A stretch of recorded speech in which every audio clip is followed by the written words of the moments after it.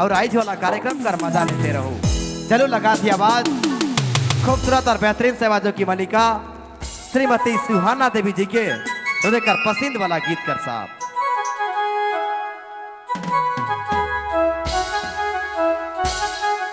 और विशेष फरमाइश सब है कि मुंडारी वाला गीत हो चाहिए। हमरे कोशिश करा मुंडारी वाला गीत कर फरमाइश के पूरा करे कर। तब तक चलो लगा थी आवाज ठेठ नागपुरी गीत कर साथ खूबसूरत और बेहतरीन सी आवाजों की मलिका सुहाना देवी जी के हमरे कर माटी वाला गीत कर साथ पारंपरिक वाला गीत कर साथ लोक गीत कर साथ सुहाना देवी जी।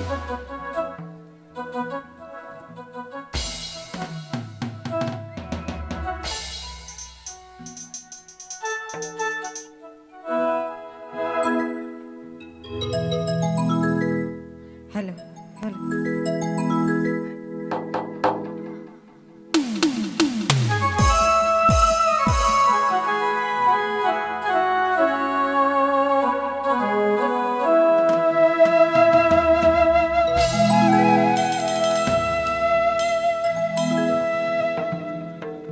हेलो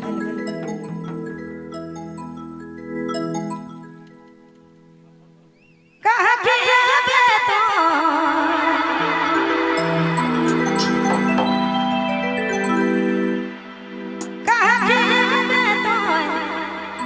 रसगुल्ला जोड़े रसगुल्ला दरसाले गुलगुला